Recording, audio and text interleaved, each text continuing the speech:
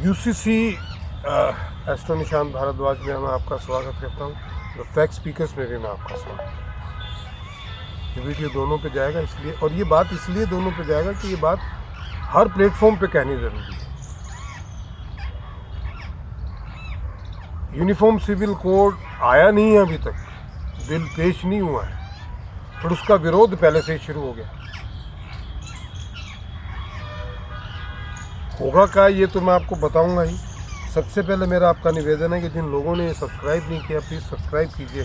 80% लोग जो चैनल देखते हैं उन्होंने सब्सक्राइब ही नहीं किया हुआ। और ये ऐसे कुछ सब्जेक्ट होते हैं जो ज़्यादा से ज़्यादा लोगों तक पहुंचने चाहिए, इसलिए शेयर कीजिएगा मित्रों। और एक मैंने आपसे ये भी निवेदन हर वीडियो में मैं भी कर रहा हूँ कि अपना 1 मिनट का वीडियो इस चैनल के बारे में आप बना के भेजिए। मैं शॉर्ट्स का एक चैनल शुरू कर रहा हूँ, उस पर डालूंगा, आप ही लोगों के, मेरे नहीं डालूंगा। अब विषय पे आते हैं। विषय यह है कि यूनिफॉर्म सिविल कोड अभी तक आया नहीं है और उसका विरोध पहले से ही शुरू हो गया। विरोध करने वालों में कौन है?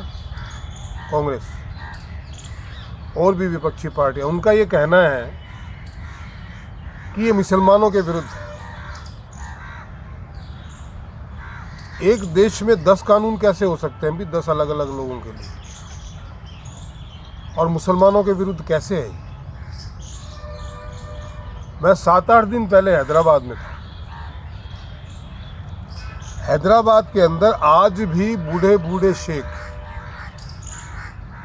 12 साल की बच्चियों के साथ शादी करते हैं, कॉन्ट्रैक्चुअल मैरिज, जिसको कुछ तो भी उन्होंने टर्म दे के रखा है। मतलब इस्लाम में तो वैसे भी मैरिज एक कॉन्ट्रैक्ट ही होता है, बट वो कि घूमने के लिए आए हुए उसका एक मैरिज, ऐसा कुछ उसका अर्थ बनता है।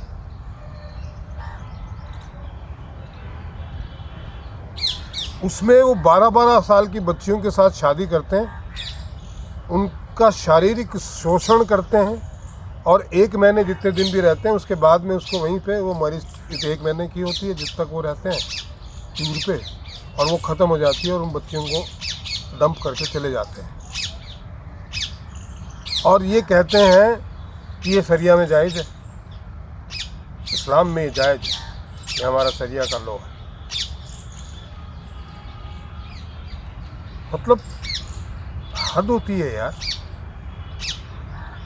और 4-4 शादियां कर लेते हैं। एक बीवी के अगर संतान नहीं हुई तो दूसरी कर लेते हैं, क्योंकि इस्लाम में अडॉप्टेशन का तो कोई लॉ ही नहीं है।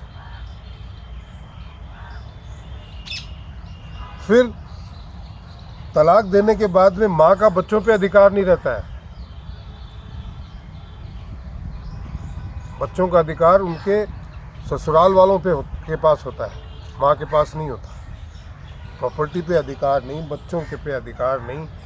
कभी भी कि आपकी शादी है, आपकी शादी हुई तो 4 शादियाँ और कर लो, और मतलब निकाह के नाम पे 12-12 साल की बच्चियों का शोषण कर लो इस्लाम के नाम पे। यूनिफॉर्म सिविल कोड आया तो ये सारी चीज़ें बंद हो जाएगी। तो गलत कहाँ से हुआ यूनिफॉर्म सिविल कोड? इस्लाम के लिए गलत कहाँ से हुआ? और मैं हैरान इस बात से हूँ कि औरतें भी विरोध करती है, बिना सोचे समझे, बिना जाने। जिनके ऊपर अन्याय हुआ है उनको अंदर से पूछिए, उन बच्चियों को पूछिए। ये नीचता का कार्य है इस्लाम के नाम पे।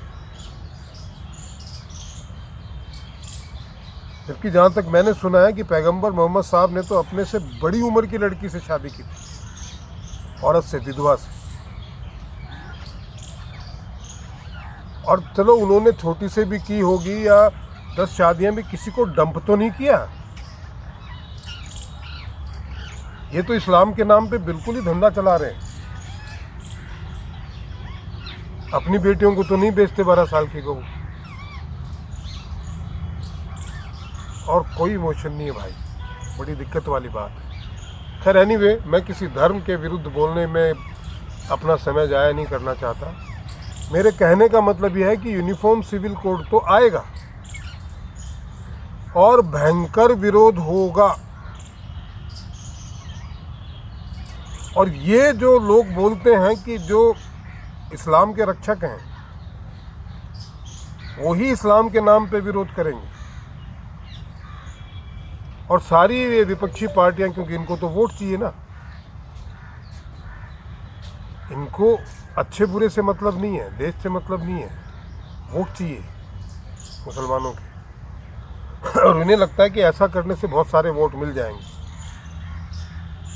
बट मैं आपको निश्चित तौर पे कहता हूं कि अभी तो 50% महिलाएं जो हैं वो अगेंस्ट थी। 3 तलाक का जो बिल आया था उसमें लगभग बहुत सारी महिलाओं ने बीजेपी को वोट दिया साइलेंटली। और यूसीसी आने के बाद में अगर ये विरोध करते हैं यूसीसी का, तो लगभग 70% महिलाएं बीजेपी को वोट देगी साइलेंटली।